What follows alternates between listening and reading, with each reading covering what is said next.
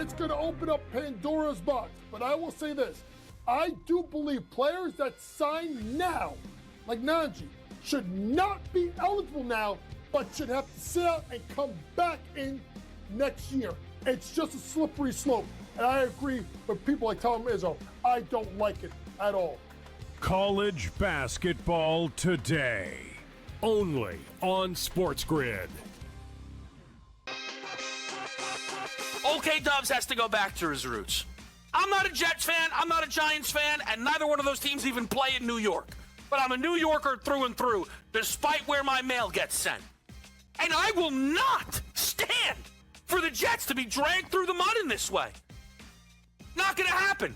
So Dante Moore, if you do leave, you should be so lucky to fly the plane. Game time decisions, only on SportsGrid. Maybe the fact was that the kicker just blew a 44-yard field goal. Now, by the way, I feel horrible for this kid, Tyler Loop, who made every single field goal this season 44 yards or less. But the extra point that was missed just before that by Chris Boswell was the only extra point that he missed all season long. So did they bless that same holy water when Boswell missed the extra point? Come on, guys. Let's get it. Newswire, only on SportsGrid. The Steelers get their touchdown, and they miss the extra point. It was Lamar Jackson who made the plays to get the Ravens into what should have been easy field goal territory. So explain to me how in the world we can look at last night's game as, well, there you go, can't trust Lamar Jackson. The Craig Carton Show, only on SportsGrid.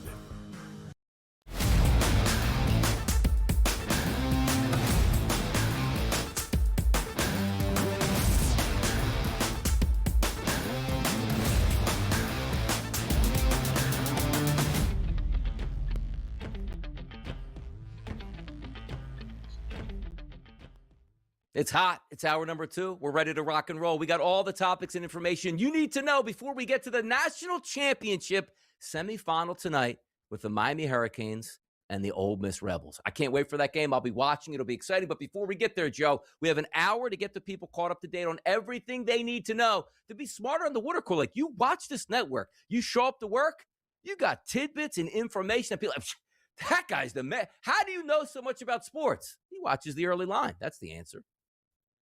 It's exactly the answer. Everything you need to know to get you ready for the day and the upcoming games in one spot, Donnie, each and every Monday through Friday. Can't go wrong with that.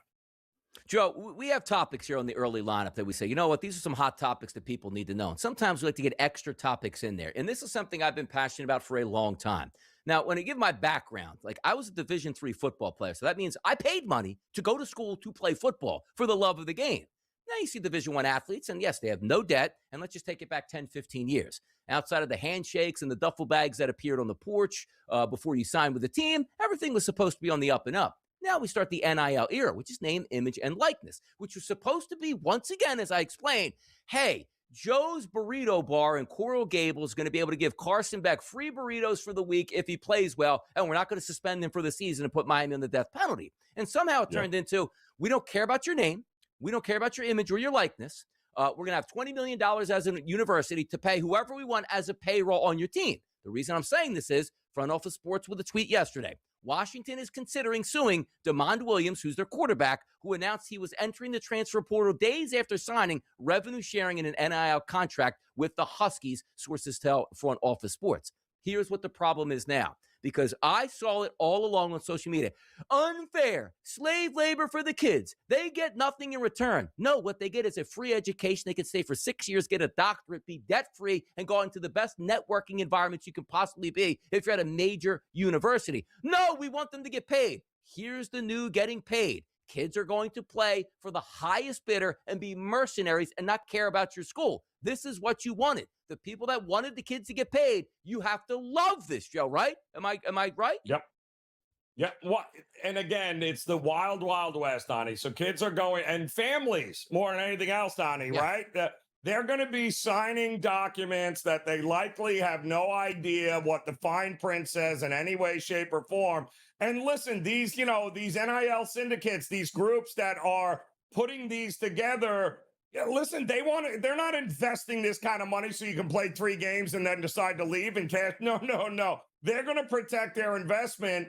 And voila, just like this, 4 days after you sign the contract, now you want to hit the transfer portal? And they're like, yeah, we don't think so. Yes, you might have been able to get more money from LSU or someplace else, but you've already signed the deal with us, and we'll make sure it's enforced. Exactly. Again, compare this to the real life. It's the same thing. You ever try to buy a house? I live in New Jersey. Like, you have the 3 days of attorney review. Hey, awesome. Finally got the house of my dreams. Paid $400,000 for it. Goes to attorney review. Almost day 2. Oh, no, the agent just got a deal for $430 in place. And they go, oh, sorry about your offer. We kick it out. There are no binding agreements at this point right now, specifically in college football. These guys are going to the highest bidder. It's what you wanted, people. If you thought years ago they should get paid because of slave labor for college football, you have to love this, and you should be championing this. Now let's get to the early lineup and the hot topics, which includes Rashee Rice. His days are numbered in the NFL right now. He was already suspended once, and now the Chiefs are like, is it worth this many headaches to have a player on my football team where I didn't even make the playoffs last year with him anyway, Joe? Rashee Rice putting the Chiefs and the NFL in a real bad spot. Yeah, it's just unfortunate that, he's not smart enough to be able to realize the second, chance that he got after having to spend 30 days in jail and was only suspended 5 games because, he almost killed a couple of people drag racing in Dallas and then fled the scene. But here he is now with his ex-girlfriend, the mother of his children, and she's posting pictures of her with bloody lips and bruises and everything else, and saying that, I'm tired of keeping quiet. None of this is good. And what it all leads to is that the NFL now is going to step in and say, yeah, you've got to go. And that's exactly what's going to happen. It's not worth it. The PR hits are not worth it from what you get in. You can cover sometimes for one event, which was a terrible one. Say, okay, I'm going to live my life on the straight and narrow. Same thing when we talked about Ray Rice back in Baltimore a couple years ago. We're going to stand with the guy. Video comes out. Now we have video and not actually just pictures now. It's hard to stand with the guy, even regardless if he did it or not, or his allegations against him.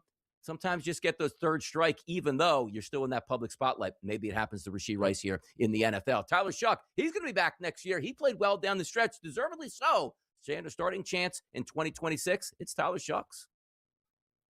I mean, no better. It's the one story this year, Donnie, that I don't think gets enough publicity or talked about. What this kid did with the team that he is on, and nobody they laughed at this draft pick, right? They're like, yeah, all right, sure. Tyler Shuck, he was always hurt in college. It was all right, Texas Tech, yeah. Okay, and basically you threw him under center after you started Spencer Rattler, and you won more games than anybody ever thought you were, with less talent than anybody else. I think it's a great story, and kudos. He should be the starter moving forward. Todd Bowles coming back in 2026. Hey, picked up that win the last game of the season against Carolina. Should have propelled them to a division championship, but it didn't, because the next day you saw a game go not the direction for the Tampa Bay Buccaneers. They're out. Carolina's in, but Bowles, he'll be back. Yeah, I mean, this is the first time that the Bucs have missed the playoffs in his 4-year tenure there as the head coach. So, I would think, Donnie, if Todd Bowles didn't earn an opportunity, and it wasn't for anything other than the injuries just mounted and they couldn't right the ship late when it mattered.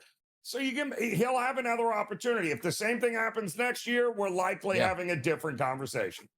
Exactly. He'll get another year. And again, in the NFL, you're hired to be fired. Todd Bowles has been a head coach for a long time for a couple different organizations. He'll be just fine. Also, if he does get fired, he will be hired within 3 days to be a defensive coordinator on another team. He'll be just fine. We're seeing if Tampa Bay can make it work in 2026. Trae Young, overnight, traded to the Wizards.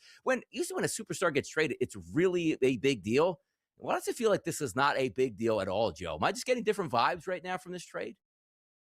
No, it's a big deal because people have been screaming that you got to get rid of Trae Young for a while now in Atlanta. And I think what happened was they finally got to see it up close that, he went on he was injured with a knee sprain, right? And the Hawks went 13-9 without him. He comes back from that knee sprain and they go 0-5 with him. So, I mean, that tells you everything you need to know about the direction the Hawks want to go. They need somebody who can play defense. They don't need just a scorer. They need a guy who can play both ways at the guard position. And by the way, like a four-time All-Star, head of the franchise, a superstar player in the NBA, when they want out, it's like, I want to go to a championship team. He goes, I want out and go to the worst franchise because they're going to pick up my option and pay me what I want. It's kind of crazy how it worked out, but he did get his wish. Like, I want to go to the Wizards. And everybody's like, why? Well, they're going to pay him. That's why he's going to go to the Wizards here. Ty Simpson, he might be looking for another payday, but not in college football where he could get another payday. He says he wants to go pro. We'll see how long that lasts. Is that I want to go pro, and then another team goes, like, oh, no, we're going to have to pay an extra $500,000 to get you to come to our school. Do you actually think he makes it to the pros here, or is he coming back to college? Well, listen, he had a very good season. He did a lot of very good things that had a lot of scouts interested. But, Donnie, he's only started in his college career 15 games. That doesn't translate into the NFL. We saw that, right? Indiana took a shot with a guy that only played a handful of games starting. It doesn't work. And unfortunately, if somebody's taking a shot on him, it's likely going to be in the second or third round. So, no, you could make more money in college. How about taking a shot on Anthony Davis, whether or not he plays 1 or 2 games for the season? Golden State's like, we're old. We'll welcome you. Come on in. Defense is the name of the game, and that is what teams are looking to bolster right now with Anthony Davis. Jerry Jones, also his goal is to retire with the most Super Bowl trophies. That ain't going to happen, but you know what else is going to happen? Adam Kaufman joins us next. He's got to be upset. Drake May, no longer the MVP. Oh, boy.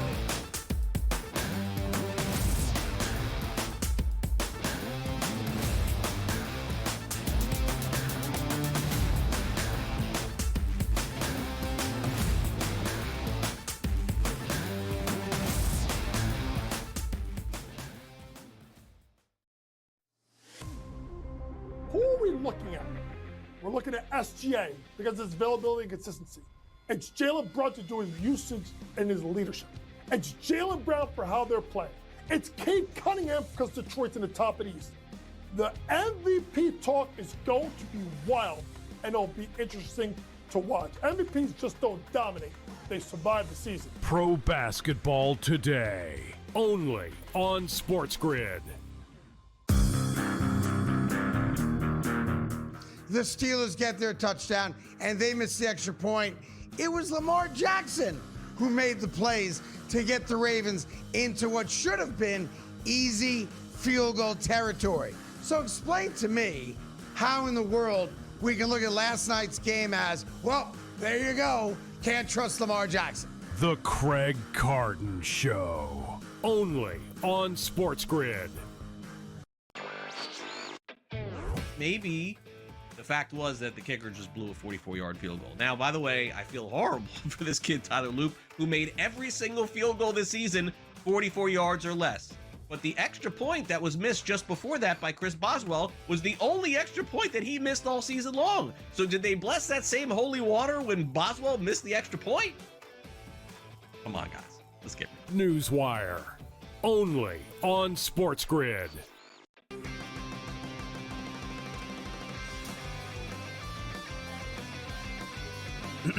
Class is in session. Today, let's talk about the teaser. A teaser is a multi-leg bet where you shift the point spread in your favor. You get better numbers, but every selection has to win. It doesn't matter what you bet if you don't have the insights. Tune into SportsGrid and get ahead of the class.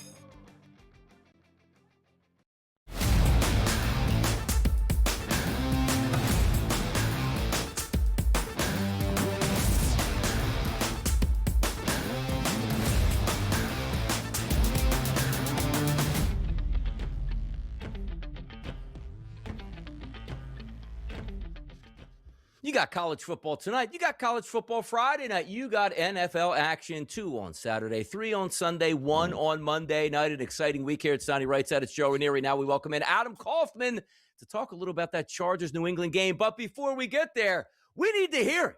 I mean, we see the social media post out here. There's a sharp divide. Drake May, Matthew Stafford, Adam Kaufman. Here's your stage. One last shot to prove to the people on who you think the MVP is this year. Go ahead. Let it rip. Guys, it's Drake May, and I know I'm going to be accused of bias when I say that. This really is, it's relatively simple, though, honestly. This is, do you go with the guy who is winning in virtually every single category other than total touchdowns, whether it's advanced metrics, traditional metrics, whatever statistic you want to throw at it? Drake May, to the eye, to the film, to the analytics, he is the guy, versus the Legacy Award conversation, which honestly, I respect Matthew Stafford. He has had himself an excellent career. Is he really so good, though, that he's worthy of a Legacy Award? Which is, again, if that's your fallback, if that's the thing that even people like Tom Brady want to keep coming back to, well, Stafford, he had a great year in May. He's young. He's got plenty of time to win this thing again. That's just dumb.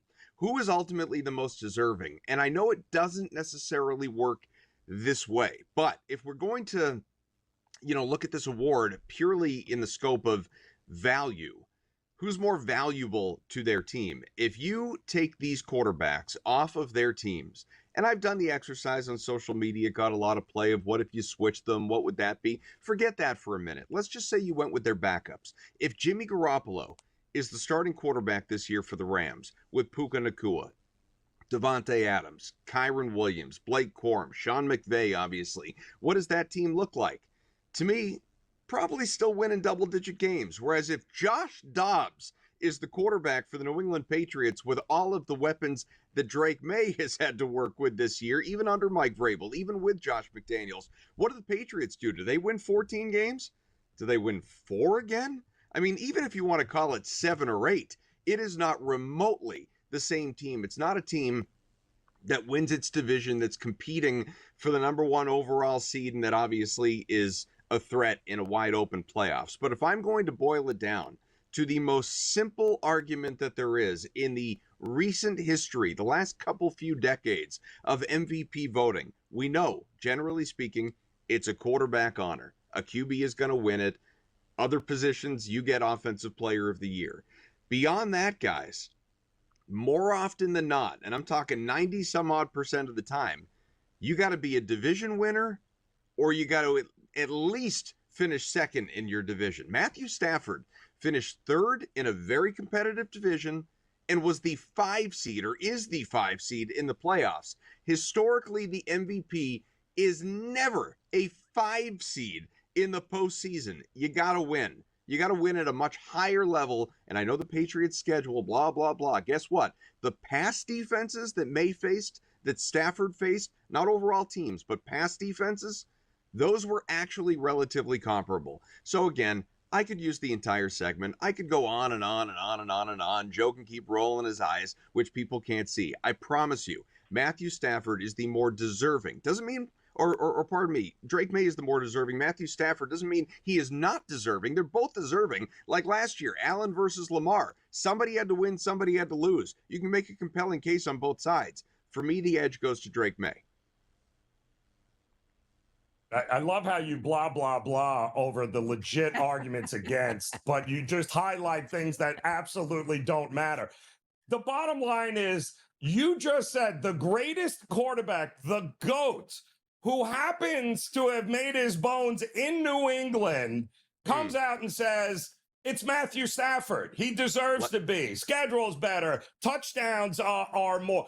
He lays it all out, and as a Patriot homer, and I think we can all say, you dismiss it as if he doesn't know what he's talking about.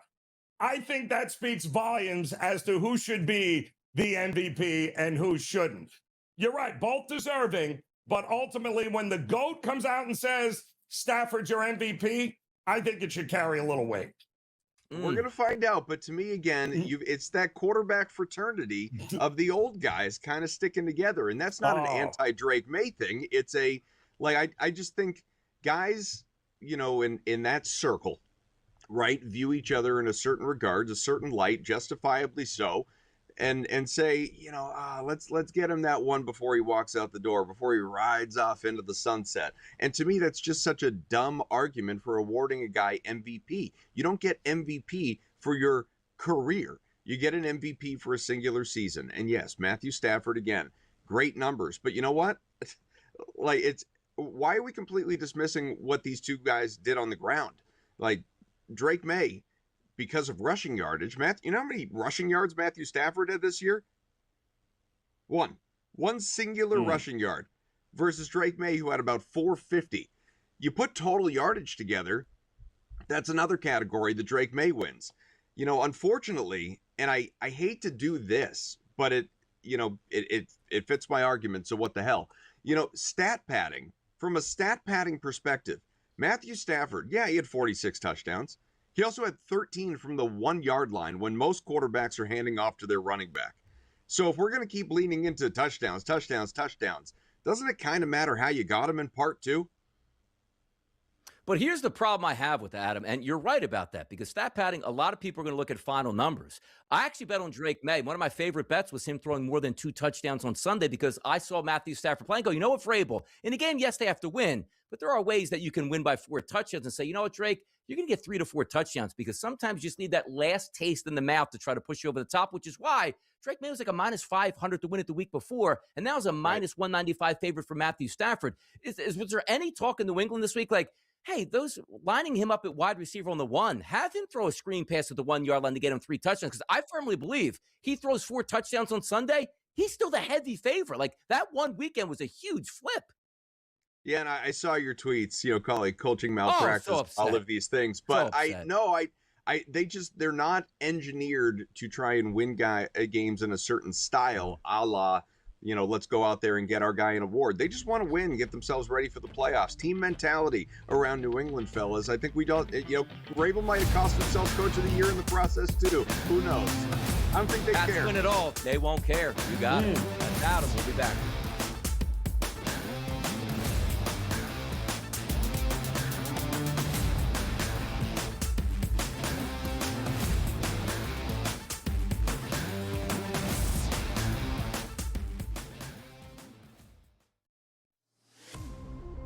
Who are we looking at? We're looking at SGA because of his availability and consistency. It's Jalen Brunson doing his usage and his leadership. It's Jaylen Brown for how they're playing. It's Cade Cunningham because Detroit's in the top of the East. The MVP talk is going to be wild, and it'll be interesting to watch. MVPs just don't dominate. They survive the season. Pro Basketball Today, only on SportsGrid. The Steelers get their touchdown, and they miss the extra point. It was Lamar Jackson who made the plays to get the Ravens into what should have been easy field goal territory. So explain to me how in the world we can look at last night's game as, well, there you go, can't trust Lamar Jackson. The Craig Carton Show, only on SportsGrid. Maybe the fact was that the kicker just blew a 44-yard field goal. Now, by the way, I feel horrible for this kid, Tyler Loop, who made every single field goal this season 44 yards or less. But the extra point that was missed just before that by Chris Boswell was the only extra point that he missed all season long. So did they bless that same holy water when Boswell missed the extra point? Come on, guys. Let's get it. Newswire, only on SportsGrid.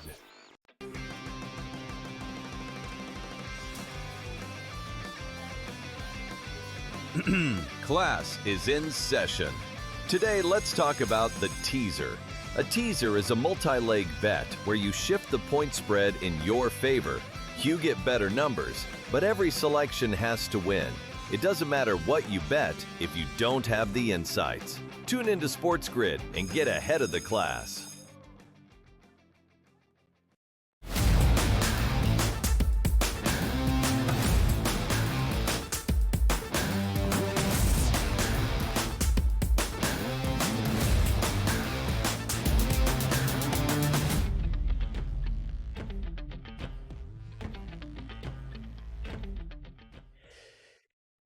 Kalshi Marketplace, baby! Who's ready to get after it here? Poly market action, pro football talk, and away we go. Sonny writes out, it's Joe Ranieri. Spirited conversation we absolutely love, which includes Joe still holding out for a Justin Herbert ticket for the MVP, and he's hoping that some of these voters don't turn their cards in and watch the game this weekend. And if Herbert wins an NFL championship, he should be the MVP. But I digress. The AFC championship winner might come down to the Patriots. or it can go down to the Chargers, or it could be the Pittsburgh Steelers. You get the point, but right now the Denver Broncos in the Kalshi marketplace right now, the favorites to win the AFC, 28% chance, which means if you invest $100, you pay back $358 if the Broncos win it. Joe, Broncos number 1 seed, sitting back relaxing this weekend. Should they be the favorites, and would you invest in them? What is the second choice? Is it Buffalo or what is it? New England. New England by 1% England. over Buffalo. Yes. Wow. Listen, I would bet all three, Donnie. How's that treat you? Because I think all three have we already know Denver is advancing, right? So we already know Denver's waiting to play somebody. So if you like New England to beat the Chargers and you like Buffalo to beat Jacksonville, bet all three, because all three are going to increase in price by the time we talk about it again next week. No doubt. And, buddy, you take a look at New England again. They got a tough game going up against the Chargers. The Chargers are only 6%. The Chargers go in there and win that game. And also understand this. This isn't like, 10.5 point spread. It's 3.5. It's not like, why do the Chargers even going to show up? Like, even if they lose, the odds makers are saying this should be a 1-possession game late into the fourth quarter. So if you do invest in a 6% chance to win, not even the Super Bowl, just the AFC, $1,667 comes back to you. But as Joe pointed out, the goal isn't like, well, I picked the Chargers, and I just got to ride this out, and hopefully they win the AFC. No, the Chargers win. That 6% automatically doubles overnight because of the teams that are dropping out in front of them here, and you can cash out that ticket for a nice little investment price. For me, if I want to take a shot, it's probably not Denver. I like Denver. It's probably not New England, and it's still probably not Buffalo. Like, if I'm looking a little bit lower down, like Jacksonville 14%, if they get by Buffalo, why not Jacksonville? They already showed they can go into Denver and win that game. Jacksonville at 14% here as an investment has my eye, Joe.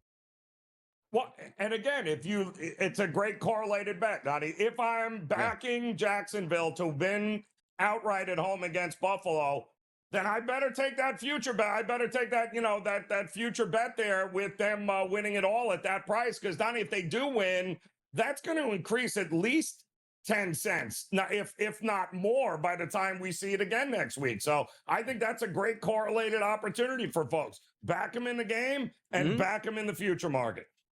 By the way, let's flip it over to the NFL draft. We always talk about who's going to be the number 1 overall pick. Probably going to be Fernando Mendoza at this point, right? We all think that's going to happen, and he probably should be, and away he goes to the Vegas Raiders. But who's going to be that number 2 overall pick? We go to Polymarket right now. By the way, Polymarket. We love these markets, and we love to take a look at different, Kalshi marketplaces. Make it easier on us. Like the chances. Put the best chances up top so I don't have to scroll down. Because right now it goes, oh, look at that. Francis Mauigoa of the Miami Hurricanes could be. He's at a 6% chance. Wait a second. Now there's a 24, a 27, a 25, all the way down the list. Make it easier on the eyes, people. But by the way, who do you think, Joe, should be the number 2 overall pick in the NFL draft? What guy for you gets that done? Bain, period. Go with Hurricane defense. Bain. That's it.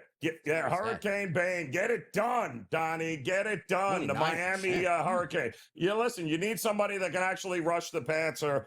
There's a pretty good guy at Ohio State, too, as well. I think there's going to be a surprise up at the top, Donnie. I don't think it's just going to be quarterback. I don't think there's a ton of great quarterbacks in this draft to begin with. But I think there are better defensive guys, especially guys that can get the quarterback, and that's where I would focus.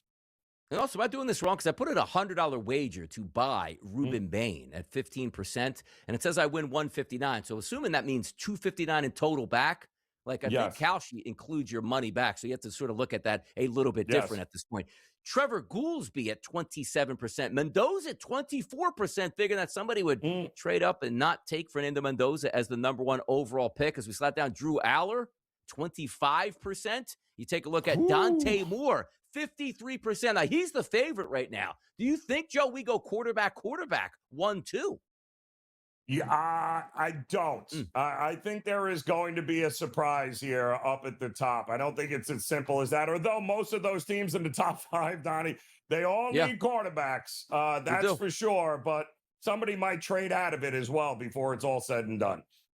Quick marketplace here, back to Kalshi, the pro basketball rebounds per game leader, which has the favorite right now, Nikola Jokic, if he can get back on the court. Now understand this isn't total rebounds. This is per game. So if you at least qualify minimum amounts per game, you don't have to actually lead the NBA in actual rebounding. So there you go. Clarification. Playoffs this weekend. Playoffs.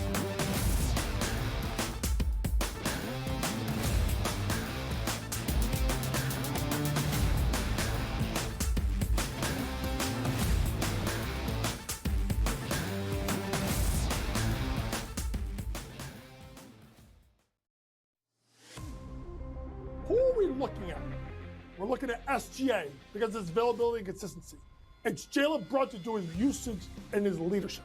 It's Jaylen Brown for how they're playing. It's Cade Cunningham because Detroit's in the top of the East. The MVP talk is going to be wild, and it'll be interesting to watch. MVPs just don't dominate. They survive the season. Pro Basketball Today, only on SportsGrid. The Steelers get their touchdown, and they miss the extra point. It was Lamar Jackson who made the plays to get the Ravens into what should have been easy field goal territory. So explain to me how in the world we can look at last night's game as, well, there you go, can't trust Lamar Jackson. The Craig Carden Show, only on SportsGrid. Maybe the fact was that the kicker just blew a 44-yard field goal. Now, by the way, I feel horrible for this kid, Tyler Loop, who made every single field goal this season 44 yards or less. But the extra point that was missed just before that by Chris Boswell was the only extra point that he missed all season long. So did they bless that same holy water when Boswell missed the extra point? Come on, guys. Let's get it. Newswire, only on SportsGrid.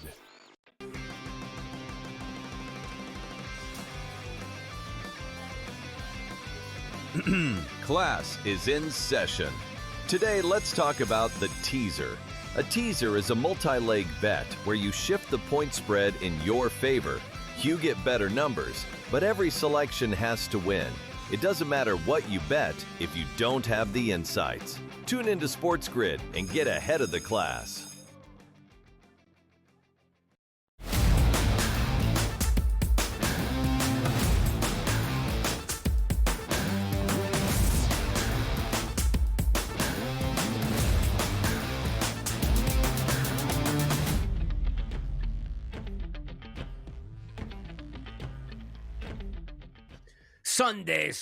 Sunday. Yes, we got action all weekend long. Thursday night football, Friday night football. Those are the college ranks. Saturday, Sunday, and Monday in the NFL. Let's take a look at that Sunday 1 o'clock game down in Duval County between Josh Allen and Trevor Lawrence. The line all week has been a favorite towards the Buffalo Bills, the road team, and the lower seed at -1.5 and a total of 51.5. Some might say that's disrespectful. Vegas and the odds makers, they don't play disrespect. They play exactly what that line should be, whether you think it's a trap or not. Buffalo as a favorite, Joe. Once again, we'll start there. Agree or disagree?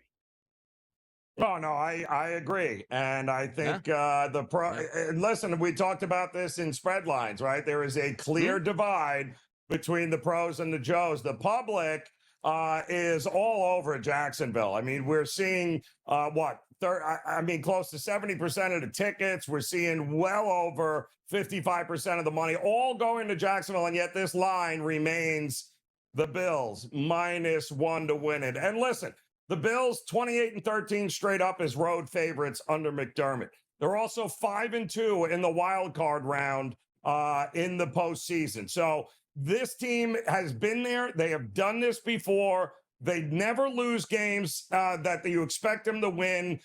Buffalo has the experience, has the right quarterback.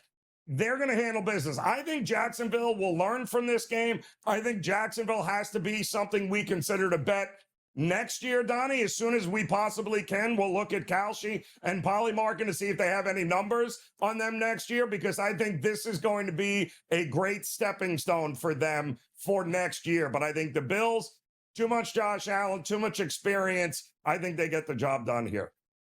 If not now, when? Most people are going to say we're Josh Allen. No Lamar Jackson in the playoffs. You don't even have your nemesis out there in Kansas City as the Chiefs and Patrick Mahomes. Can they get it done, or is Trevor Lawrence the new nemesis here for the Buffalo Bills? But also understand this. Sometimes you take a look at, patterns that actually happen. And I'm not a believer because I don't care what happened in 1987, 1988, 1989, whatever. But the Bills haven't won a road playoff game in 33 years. Well, Josh Allen didn't play 33 years ago as well. It is hard to win road playoff games, but does that streak sort of work into your handicapping or not at all, Joe?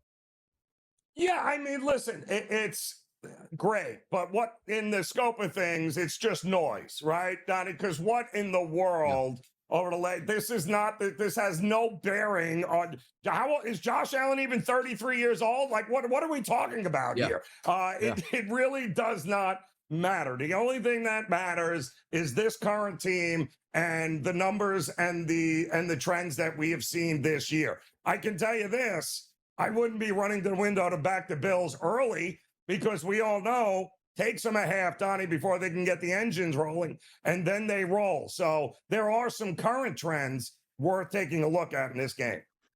Taking a look at the San Francisco 49ers traveling east to take on the Philadelphia Eagles. This is one of those where you can't lose twice based off one game. Everything was in their grasp for the 49ers to have a bye week and the number one overall seed, but they lost to the Seattle Seahawks, who now in turn are division champions of the NFC West and also have the number one overall seed in the NFC and quite possibly the favorites here to get to the Super Bowl. But the Eagles are favored by 4.5 points in a total of 44.5. By the way, Joe, I tweeted something out this morning, which I get a kick out of. The Niners notoriously seem like they're injured way more than any other football team. And the story's coming out right now that a low-frequency electromagnetic field can degrade collagen, weaken tendons, and cause soft tissue damage. They actually have a electricity substation right next to the playing surface on the practice fields and the stadium out there at Levi Stadium, which I do think is hilarious. So I retweeted that. You might want to catch up on that. But the Eagles are the favorites here. The Niners are banged up. The Eagles coming into this game, 21 of 22 starters from opening day will be playing for the Eagles. That's not the case on the Niners. They're just trying to tape a football team out there. Yeah, well, we've seen, Donnie, and we've told you all week long, the money coming in on the under. And we agree with it because we don't believe this is going to be some sort of wild shootout. We think the defenses and the time of possession are going to play a huge role in this game. But when you look at the data here, I mean, the Eagles, Donnie, and you know this, they're 4-4 against the number at home this year. That's not great. They have not really, and actually, as a favorite over the last couple of years in the postseason, they haven't done a great job of covering. So the fact that this has grown to 4.5, if you think this is going to be a lower scoring game and a field goal wins it, the value now is on the 49ers. But I get why all the money is coming in on the Eagles for sure. Also, Lane Johnson practiced yesterday, first time in a couple weeks here. The best right tackle in football would give that offensive line a boost, and maybe they could run the football. If you can't run against the 49ers and their front seven right now, I don't know who you're going to run the football up against. We'll see on Sunday, San Francisco and Philadelphia. Let's head over to Monday Night Football. That is the Houston Texans, a dome team, as Joe likes to point out, heading out to the cold and wind in Pittsburgh. 3.5 was this number hanging all week long until we saw a shift yesterday where we started to see threes. Now, every outlet I'm looking at right now, Joe, now listed at -3 as a favorite towards Houston, not for Pittsburgh, and a low total of 39.5. How about that? Yeah, the total under 40 points. We get this. It'll be a typical, January evening in Pittsburgh there. It's going to be a lot colder. And we all know, listen, Houston has been fantastic. They are elite defensively. But a lot of that came from their ability to be able to play inside this year. This is a different animal. And more importantly, C.J. Stroud has had a couple of wins in a wild card round over the last couple of years, Donnie. Yep. But it's important to know that those were home inside. This is a totally different animal going into this spot with one of the most experienced quarterbacks that we've ever seen in the league. It feels like this is a great opportunity for Pittsburgh, at the very least, to keep this game close, because I don't trust the Houston offense. So if I can get 3.5, Donnie, I'm taking the 3.5 with Pittsburgh all day long. Mike Tomlin loves himself some defense. Here's Tomlin actually talking about the Houston Texans defense here. On the defensive side of the ball, they just got a kick butt unit. They do. They got a top flight edge tandem in Hunter and Anderson. They got a top flight corner tandem. I think they're number 1 in yards per game. They're in the top 5 in rush defense and pass defense, scoring, yards. And so certainly they've been top tier and elite in just about all areas all year with that group. That group sets the pace for them. They play with great energy and emotion. They play well as a collective. They have an appetite for rising up in moments. It just seems like every week you're seeing game-changing and game-deciding plays from their defense in terms of closing close ball games out. They make the necessary plays in weighty moments, really in all three phases. I think about a 3rd and 14, I think, versus Jacksonville, where Davis Mills scrambles into the corner of the end zone to give them a late win at home versus those guys, for example. But you don't get in this tournament unless you had your moments. You certainly don't win 9 straight unless you have continuity in complementary play. They're good in all three phases. I think about D'Amico Ryans when I watched their tape and how he played the game, and a tip of the cap to him. I think the Houston Texans play collectively the way that he did. They're tough and smart. They play to win. How many cliches can we include in one clip, Joe? I think we got them all there, didn't we? Yeah, that was a lot. But that's Tomlin laying it out there for everyone. They look good. They're great. They're elite. They're okay. Giving the coach All right, well, let's see. Pittsburgh could very well be pretty good in this game defensively as well. How about news and notes around the NFL there? Las Vegas is one of the best pass rushers in the NFL. Max Crosby, he got some cleanup surgery on his knee. Looking good right there, Joe. Flexing for the camera, laying back in the hospital bed saying year 8, going to be great. Yeah. Likely not with Las Vegas, though, Don. We should probably throw that out there as well. Yeah, I doubt very much he is going to be there. Would he? I don't know. Trades him. Look at that's 2 first-round picks you can get back. You can start a dynasty. You got your quarterback. Yes. You rebuild the right way. Where Tom Brady going to burn all that up at this point right now. Well, we'll find out shortly on that. More hot topics on the way. This is the Early Line.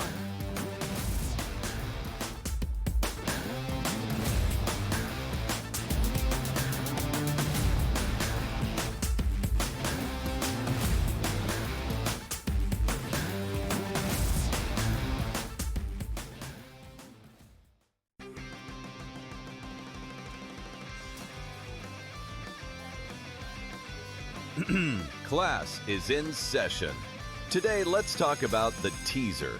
A teaser is a multi-leg bet where you shift the point spread in your favor. You get better numbers, but every selection has to win. It doesn't matter what you bet if you don't have the insights. Tune into SportsGrid and get ahead of the class. They have one more win than Chicago, and they literally beat Chicago in Week 17, and yet the Niners are on the road and the Bears are at home. Why? Because of an outdated rule that says, well, winning your division is the holy grail. Rewarding an 8-win division winner with a home playoff game is like giving the corner office to the guy who won the office fantasy pool instead of the guy who actually closed the accounts all year. The Early Line, only on SportsGrid.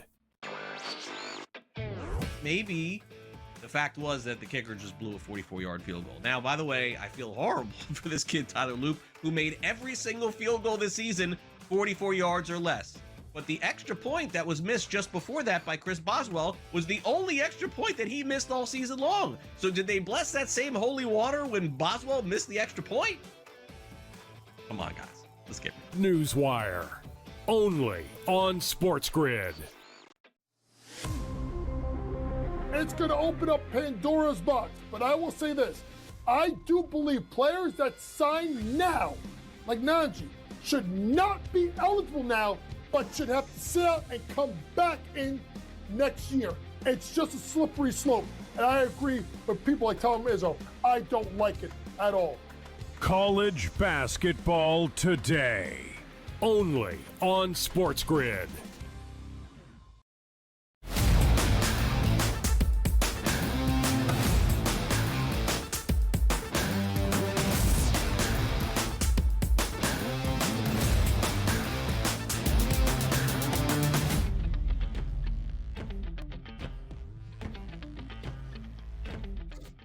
It's time, people. We got big-time football to talk about. College tonight, college tomorrow, NFL this weekend, and away we go. Donnie Rightside and Joe Ranieri. And here we have And I know it says the guy's name wrong, and I don't know why we're calling him Adam Kaufman in the background here, but you know who he is. He's the Prime Minister. It's Cam Stewart. He's live with us. We got it corrected. We're here. The energy is high, and a big weekend on deck Hey for us, Cam. guys, Welcome I'm in. Adam Kaufman. I love the Welcome. Patriots, and I love everything Boston.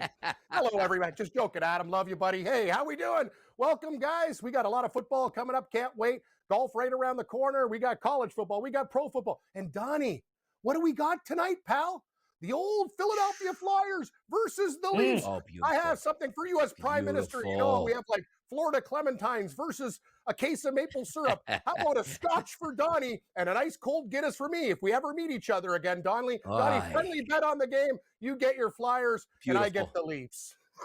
Absolutely beautiful, Cam. President. Look at that. We got the five boys playing tonight. Maybe a big Zagreus night for the boys out here in the streets. But also, Cam, we love this because the Buffalo Bills have a monster game this weekend. It seems like the narrative now is if Josh Allen can't get it done this year, he's never going to get it done. No Lamar Jackson out there, no Patrick Mahomes. But the Buffalo Bills are the favorite here, Cam, to take on Jacksonville. The higher-seeded team is Buffalo. The lower-seeded team, or should I say in reverse, is Jacksonville. Do you agree they should be a favorite? Also, Cam, what are we seeing here? Buffalo Jags this weekend. This is one of the toughest games on the board, Donnie. I got to be honest with you. I like a lot of the other games better. I like what Joe said, too. Everybody's on Houston. I may could take a shot with Pitt if I can get that hook, but I'm on Buffalo. I expect this game to be a track meet, guys, but I'll tell you, the Jacksonville Jaguars are a team you don't want to play. Trevor Lawrence looks like an absolute beast right now. That defense is good, but basically what Buffalo has to do, James Cook has to be a huge part of this game and open things up.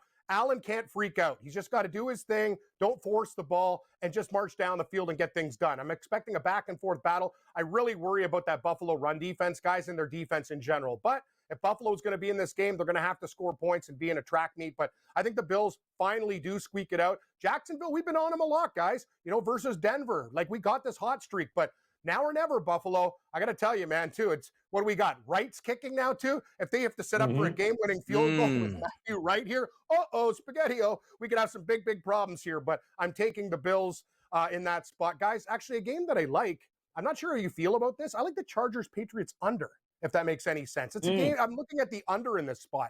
I think there's going to be more defense. Obviously, I think the Chargers defense steps up, and I think they're going to try to grind it on the ground against New England. And I think that game doesn't get over 47.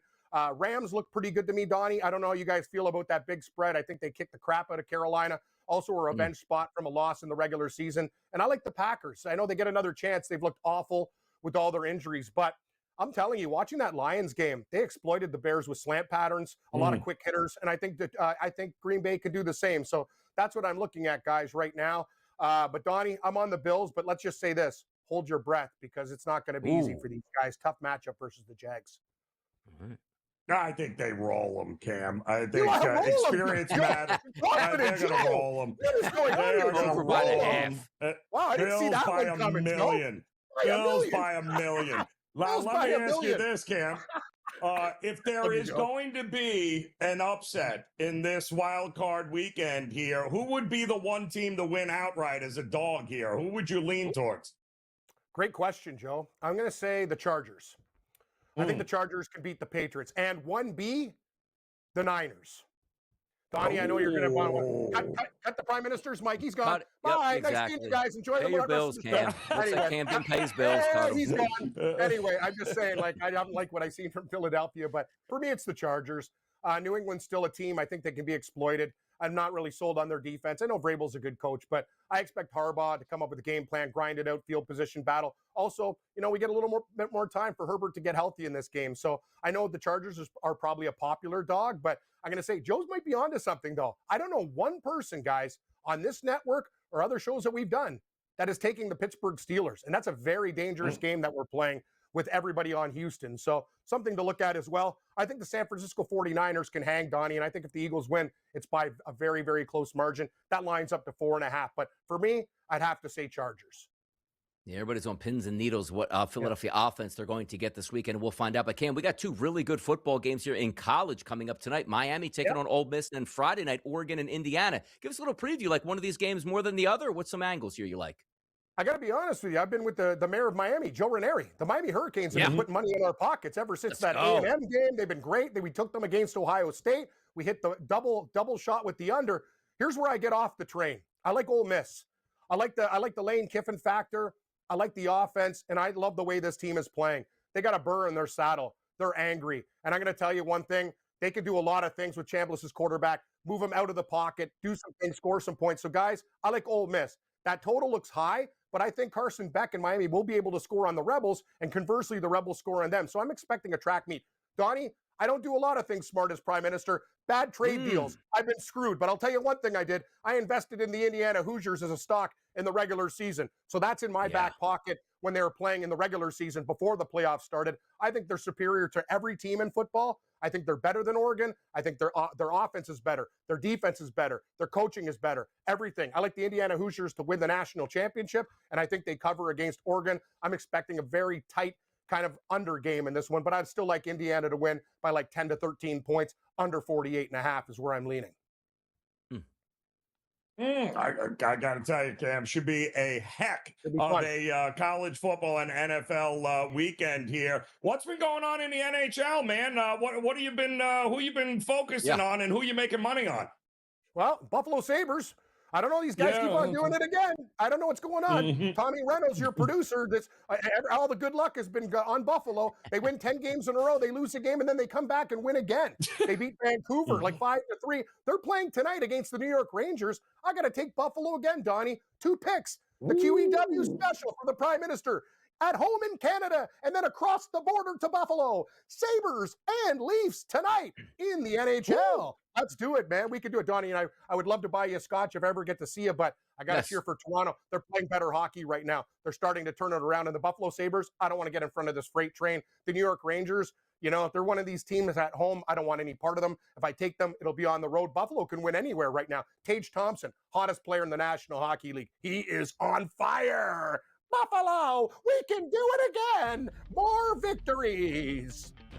By the way, there's no truth to the rumors that Cam is moving the line for Team USA in the Winter Olympics. Did we hear this right, Cam? Thanks, Cam. Talk to you later. We'll be right back.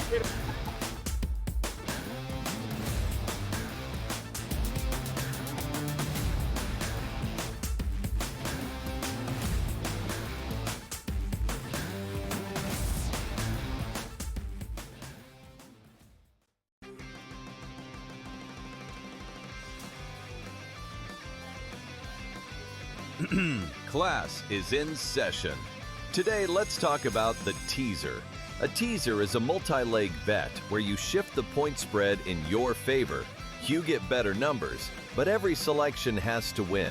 It doesn't matter what you bet if you don't have the insights. Tune into SportsGrid and get ahead of the class.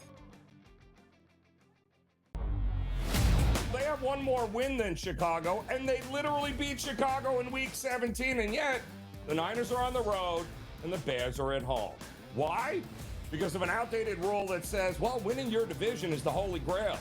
Rewarding an 8-win division winner with a home playoff game is like giving the corner office to the guy who won the office fantasy pool instead of the guy who actually closed the accounts all year. The Early Line, only on SportsGrid.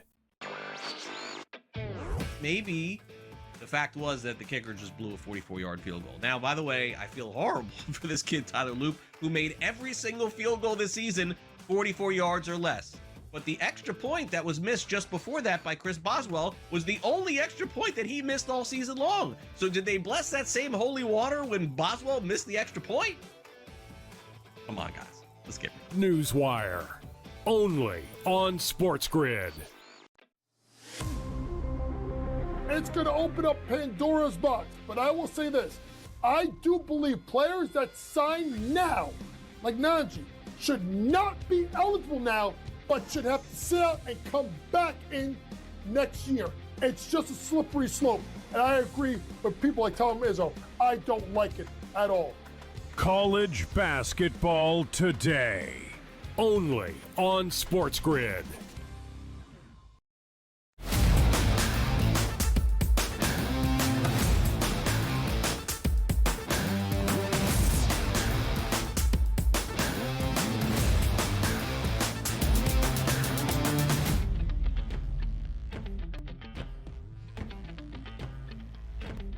Vibe checks, people. How we feeling? We're already through hump day. That was yesterday on Wednesday. We finally got to the good part of the weekend here. Thursday, Friday, Saturday, Sunday, and Monday. NFL football, playoff football, college football, playoff football. Who would ever think we'd collide with two playoff seasons, one for college and one for the pros? But here we are today. And over this few hours of the show today on the early line, we hit a lot of hot topics, which includes the games tonight. But sometimes we need to reach out to the people and find out exactly what's on their mind. Here's our Fade the Public poll.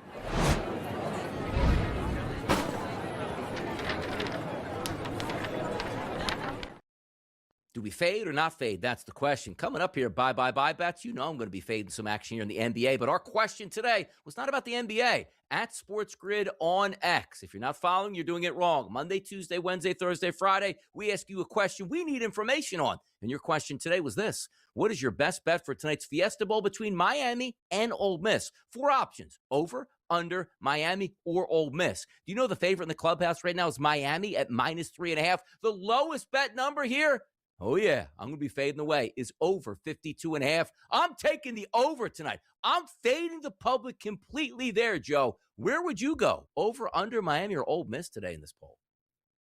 Yeah, I'm going Miami. I don't think there's any reason to doubt Mario, and company here, Cristobal and company in this spot. They've already shown us that the old Miami is gone here. They have taken on better teams, better situations, and games that they might have lost over the last couple of years. They're now winning, and they're doing it with defense, and I think defense wins championships. I'm back in Miami here to get it done. It's going to be fun to watch it play out. And it just feels like sometimes we've been talking about it so long. You know, they set the schedule in the NFL and give you opening lines in like June. Like, hey, Eagles and the Cowboys, they're going to be playing Thursday night to open the season. And you talk about it every single week. Even though it's only been about a week and a half, it feels like we've been ready for these college football playoff games. And finally, you're going to let it watch and play out tonight. First with Miami and Ole Miss out there from the Fiesta Bowl. And tomorrow night, you get the Peach Bowl back east in Atlanta. And that's between Indiana and Oregon. Now, let's get to some of those best bets that you need, because yesterday, if you followed along, you went 2-0. Let's see if we could do it again tonight. Here's our bye best bets.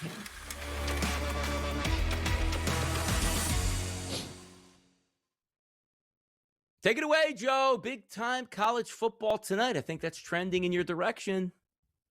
It is. Yep. Semifinal, national championship, hopeful appearance with the Fiesta Bowl. And I like, actually, you already know I like Miami, right? So if I like Miami, this is a correlated bet.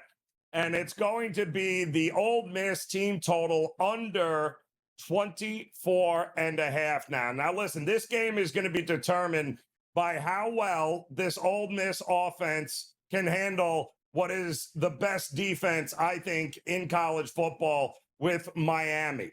They have been better with Chambliss at quarterback, but Miami's defense has been absolutely dominant here. Not to mention, not just over in the playoffs, Donnie, all year, they have not allowed more than 24 points in regulation in any game all season. And they just handled a very potent Texas A&M offense.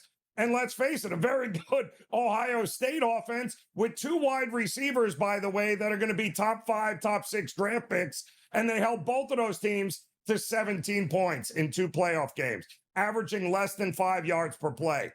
I think this is where the buck stops for Ole Miss. Great season, but I don't think they are going to break that record. I think that Miami holds them like they've held everybody else to under 24.5 points tonight. Let's go. Canes taking on the Rebels tonight. Should be getting great ratings tonight. Why? There's no NFL games tonight. It's a standalone Thursday night playoff game here. Love to see it. For me, I'm heading over to the NBA. Only 4 games on the docket tonight. We're going to go early, Joe. So hopefully this game is over before that Miami game is, and you cashed in your ticket already. The Indiana Pacers are on the road to take on the Charlotte Hornets. How about this? The Hornets opened up as a 4.5-point favorite. Now, most outlets across the board, it sits at 3.5, despite only 30% of the tickets overnight coming in on the Indiana Pacers. So 70% there for the Hornets, 30% for the Pacers. Nobody wants to take the Indiana Pacers. But you know what? Your boy DRS, he's taking the Indiana Pacers tonight, and you should too. Plus 3.5 Pacers, your public fade of the day. That one again. Let's go 2-0 because, Joe, It's a football Friday tomorrow, a monster day slated for the early line on the Sports Grid Network, huh? Huge 13 losses in a row for Indiana. Still waiting to get Rick Carlisle his 1,000th win as a head coach. I think it could sprinkle a little something on the money line there tonight as well, Donnie. You can't bet the Pacers. There's no way. Oh, where there's a will, there's a way, people. And there's a way for Joe and Donnie to be back tomorrow morning. We'll be here. See you then.